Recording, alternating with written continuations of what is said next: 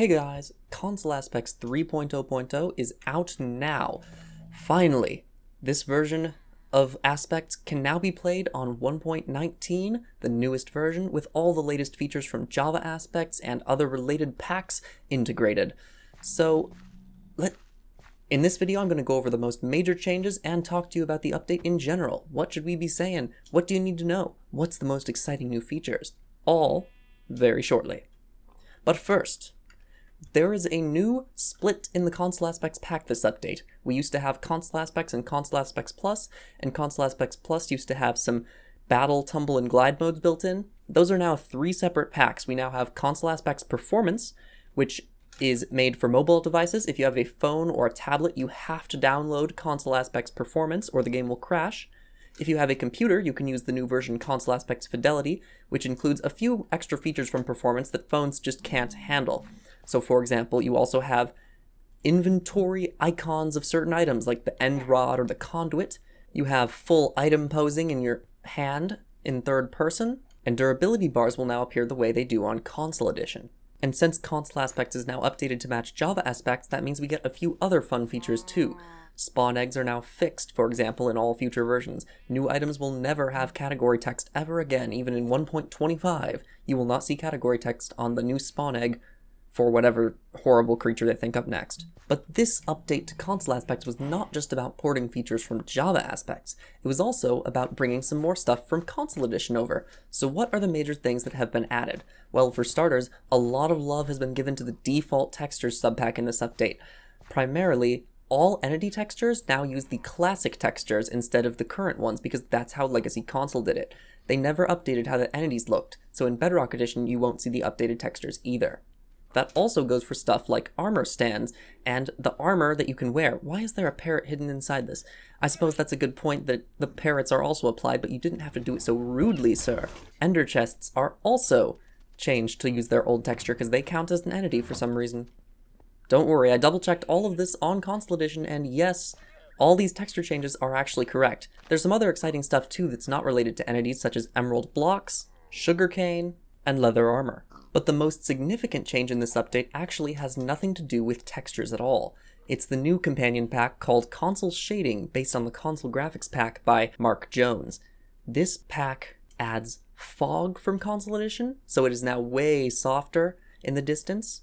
It adds much more solid-looking water. It adds a brighter end sky. And most importantly, it brightens the entire game by raising the gamma, which is probably the most complained about feature for Console Aspects, so yes, the whole game's gamma is now brighter to match Console Edition. But since this is a companion pack and not in the main Console Aspects, if you don't like the shading on Console Edition, such as the more foggy distant areas or brighter world, you can disable it and still have the rest of the features I'm talking about. Since 1.18 changed all the ore textures and Console Edition never got 1.18, all the old ore textures are now available in Console Aspects. But now here's something fun. The main menu panorama now looks exactly like Console Edition, and by that, I mean it's a horizontal image that scrolls sideways instead of a 3D cube. It's kinda hard to tell what I mean, but the major difference you can tell right now is that it actually scrolls the correct direction. My favorite little fun fact about this panorama change is you actually see the night panorama when you're heading to the Nether or End. This update has also gotten some fun console-exclusive animation features, such as villagers when trading will now show an emerald above their heads. First-person crossbow pulling now shows your arm better and actually centers the crossbow if you're not holding a shield. If you are holding a shield, it will offset it, just like Console Edition. And there's one more major feature that I'll show later. I'm sure you're gonna love it. In the meantime, though, we've got some new sound stuff to show off. All seeds and netherwort will now use the sounds from Console Edition, which means that placing them is completely silent, but breaking them makes grass sounds for beetroot and wheat, wood sounds for melon and pumpkin, and stone sounds for netherwort.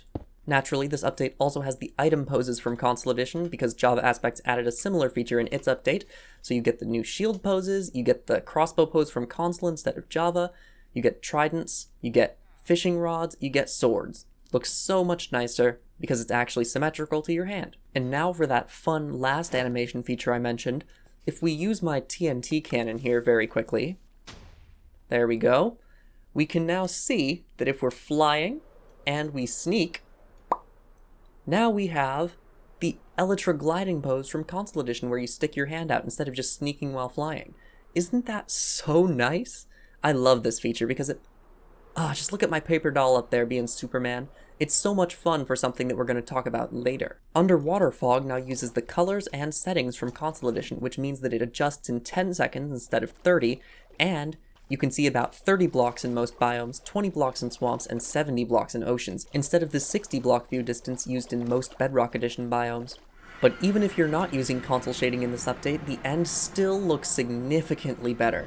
The sky now matches the color of the sky on Console Edition, which means you can actually make out the pillars against it. It no longer looks super dark. And this is a minor thing, but I might as well show it since I'm here. All bosses now use the pink bar and pink name like Console Edition instead of the different colors that have been added to Bedrock. But in case console shading and 2 versions of console aspects weren't enough for you, there's one other Console Edition related pack releasing today, Minigame Modes. Minigame Modes add sounds, music, and a few other visual touches from the minigames to Bedrock Edition. So if you apply this pack above console aspects, you're essentially getting the minigame experience. So if I loaded up this glide world, for example, you can now see the XP bar has been changed to use the player counter for minigames, and just listen to that music.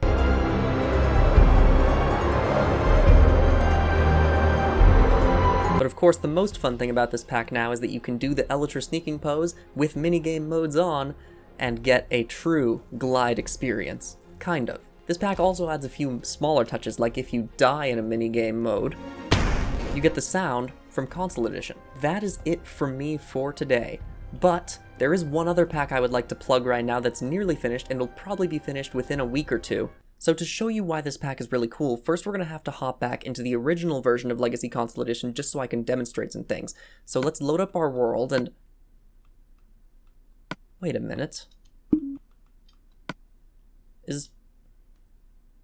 Why does it say Windows 10 Edition on the top of the screen?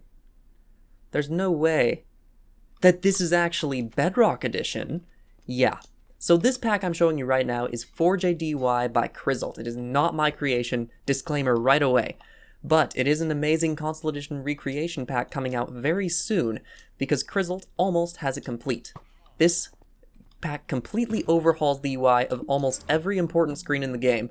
So it changes the crafting screen, it changes the enchantment table, it changes the brewing stand, it changes the cartography table, it changes the beacon. It changes the creative menu to be truly beautiful. Now, the version I'm using right now still has adaptive UI, which means it matches the Bedrock Edition item arrangements instead of the Console Edition ones, which makes it more future compatible. But eventually, someone has told me, might be CrisXolt, that there will be a version in the future that actually recreates Console Edition item placements as well in the crafting table and in the creative inventory. So that is the end of this video. Go download Console Aspects 3.0.0, go download console shading to get the colors and fog from console back, and go download minigame modes to get the minigame music, minigame visuals, and minigame flair in your worlds. In a few weeks, you'll also be able to download 4JDUI, which may be the most revolutionary pack in Console Edition recreation yet. However, that is the end of this video, so I do want to tell you all, thanks for watching, and I will see you later.